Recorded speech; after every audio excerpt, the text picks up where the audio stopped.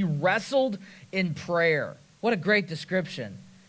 He greets them, that's another thing, but he always struggling on your behalf in his prayers. Other translations give the idea of wrestling, of struggling in prayer. Not just like say a little prayer before dinner, say a little prayer before a trip, say a little prayer before somebody walks into surgery. All the things are good, but wrestle, struggle, strive in prayer for others.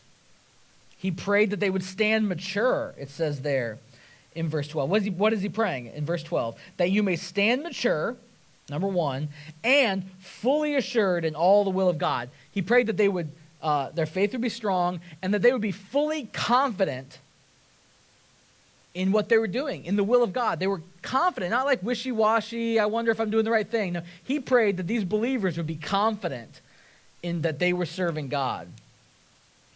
And it says he worked hard.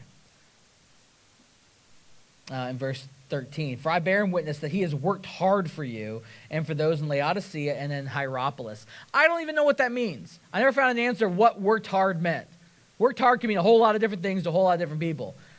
But it can't involve being lazy. It can't involve sitting around doing nothing. So whatever it was, whatever Paul was, he had seen it or heard about it, and he wrote it down in his letter and sent it off to the church in Colossae. Whatever it was something that got his attention. And he said, Epaphras, he is a hard worker. He wrestles for you in prayer, and for those in other cities, it says there, not only those in Colossae, but also those in Laodicea and Hierapolis. Those are 3 towns all really close to each other, the same region. He said, he prays, he wrestles, he agonizes over you in prayer, and he works hard.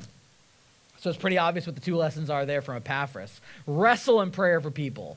Again, not just a prayer list. Prayer lists are great, obviously, to remember things, but not just, I have a whole list and I kind of pray for them every once in a while, but wrestle in prayer, agonize over people in prayer, and work hard for others. Again, that's going to be different depending on who you are and who the person is, what kind of work hard they need, and what kind of hard work you can do, but work hard for others. Not just for yourself, that's you got to provide for your family and all, but work hard for others, serving others out of love for them.